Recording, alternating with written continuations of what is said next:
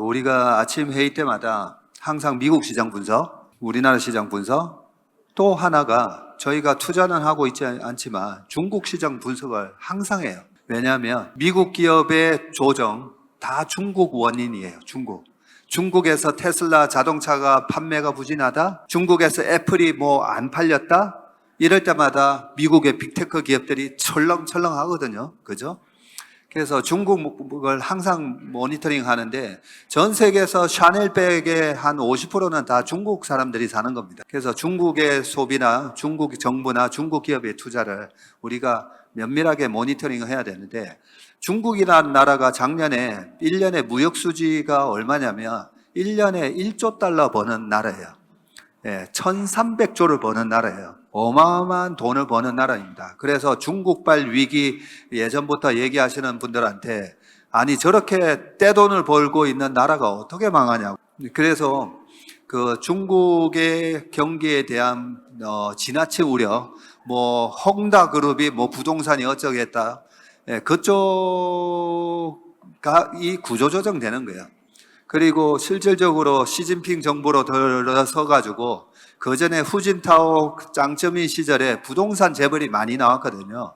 그래서 그 주부동산 재벌을 소위 말해서 적폐청산한다고 보시면 돼요. 그런 의미에서 그동안에 정치적인 영향도 많았었는데, 저희가 중국 주식에 투자를 안 하는 이유는 중국이 독재국가이기 때문에 안 하는 겁니다. 독재국가에서는 혁신기업이 탄생하지 않는다, 이 슈페트가 했던 말인데요.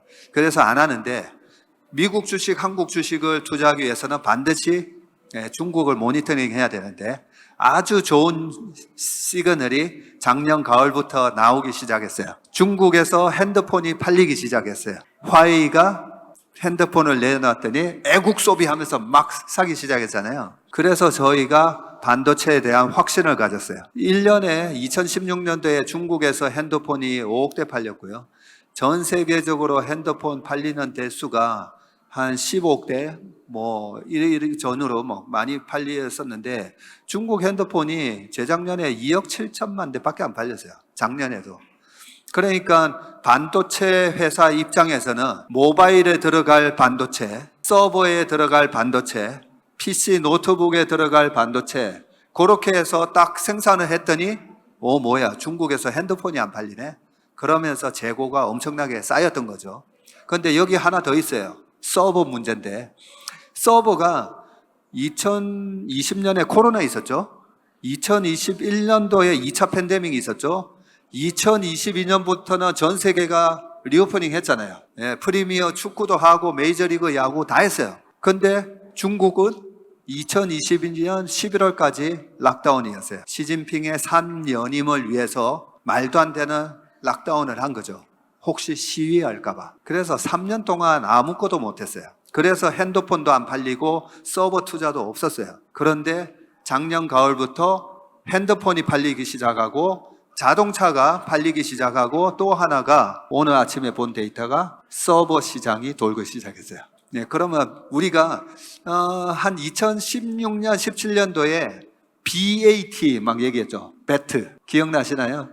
배트 해가지고 바이두, 알리바바, 텐센트.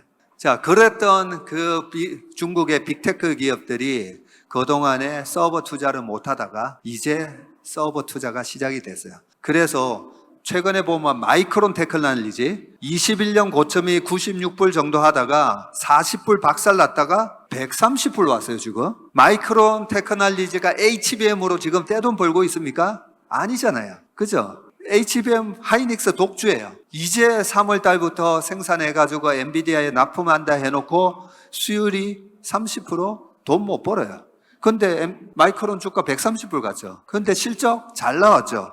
레거시 반도체가 돌아서기 시작한 거예요. 그러면 레거시 범용 반도체가 왜 돌아서지? 핸드폰이 팔리기 시작하고 중국 기업, 빅테크 기업들이 서버에 투자하기 시작하고, 또 하나 우리가 21년도 아니면 그 옛날에 2018년도에 그때 반도체 슈퍼 사이클이 온다라고 했을 때 뭐라고 그랬죠? 전기차 시대가 오면 반도체가 훨씬 많이 들어가면서 중국에 지금 전기차가 50%나 팔리고 있잖아요. 어마어마한 반도체 수요가 지금 시작이 된 거예요. 그래서 그동안은 AI 가속기 중심으로 반도체 랠리가 있었잖아요. AI 가속기 GPU에다가 HBM 갖다 붙여서 이걸 누가 만들어주냐? TSMC가. 그런데 최근에 삼성전자 올라오는데 삼성전자를 외국인이 어마어마하게 사죠. 외국인 21년도에 그 삼성전자가 52조 순이익 낼 때 계속 팔았어요. 근데 이번에는 어마어마하게 사는 거예요. 야, 얘네들은 왜 사지? 한 2029년까지 1990년대 말 IT 버블이 한 10년 동안 있었던 것처럼 얘네들은 이번에 반도체를 저렇게 쟁겨두는 게 AI 서버부터 일반 서버가 AI화 되는 그 과정, 상무님 말씀하셨듯이 30% 침투가 될 때까지, 그리고 기존의 서버 교체해야 되고 엄청난 수요가 시작됐어요. 거기다가 전기차뿐만 아니라 로봇까지 이어지는 그런 흐름이기 때문에 저는 이번에 반도체 랠리를 내년 상반기까지는 무조건 그냥 가는 그림이다라고 보고요. 얼마나 빨리 이게 너무 미래의 가치, 테슬라가 보여줬듯이 너무나 지나치게 반영을 할까봐 요즘 이제 조금 톤다운해서 말씀을 드리는데 2029년까지 이어지는 흐름이다 생각합니다. 지금 외국인들이 우리나라 밸류업 관련된 종목들 꽤 샀어요. 그리고 오늘 제가 들은 얘기인데 그 싱가포르 투자청이 있잖아요. 싱가포르 투자청하고 미팅을 하는 애널리스트랑 좀 전에 이제 또 세미나로 갔는데 싱가포르 투자청에서도 우리나라 밸류업 주식에 대한 관심이 되게 많아요. 되게 많아요. 만약에 지배 구조가 개선된다면 그런 밸류업 코리아 디스카운트를 해소를 시킨다면 외국인 입장에서는 이거 너무나 정말 그냥 거저 죽는 거예요. 왜냐하면 환율 1380원이잖아요. 걔네 달러로 기준으로 보면 완전히 껌이에요, 껌. 그래서 산다 그러더라고요. 계속 사고 있다고. 근데 좀 안타깝죠. 우리나라 KB금융 75%, 신한은행, 하나금융 전부 60%, 70 몇 프로예요. 외국인들이 그동안에 우리가 뼈 빠지게 예금 맡기고 또 기업들 대출해가지고 그 예대 마진으로 쌓아놓은 그 자본을 외국인들이 이제 배당으로 쏙쏙쏙 빼먹게 되어 있는데 그걸 아깝다고 생각하면 안 돼요. 어쩔 수 없어요. 어쩔 수 없는데 그 은행주 말고 다른 밸류에 해당되는 주식들도 많아요. 그래서 외국인들은 관심을 가진다. 근데 참 투자를 그래도 공부를 많이 하셨다는 생각이 드는 게 은행주 딱 투자하려고 보면 금리 떨어지면 어떻게 되죠? 또 예대 마진 님이 줄어드니까 그죠? 은행주 또 빠질 수 있어요. 요즘 보험주 많이 올랐는데 금리 확 빠져버리면 또 박살 날 수가 있잖아요. 그런데 금리는 한동안 2년 정도까지는 아직까지는 그렇게 가파르게는 떨어지지 않겠구나 하면 지금 한 2년 정도는 우리나라 밸류에 해당되는 그런 가치주에 해당되는 거, 통신, 은행, 담배 뭐 등등 고배당 주식들 괜찮을 것 같아요. 괜찮을 것 같은데 이제 성장주 좋아하시는 분들 입장에서는 이제 성장주로 크게 먹길 원하는 거고 나는 안정적으로 가치주에서 먹을 거다 하는 분은 시장이 그래도 나쁘지 않을 것 같습니다. 그리고 이번 정부가 정말 의지가 있는가잖아요.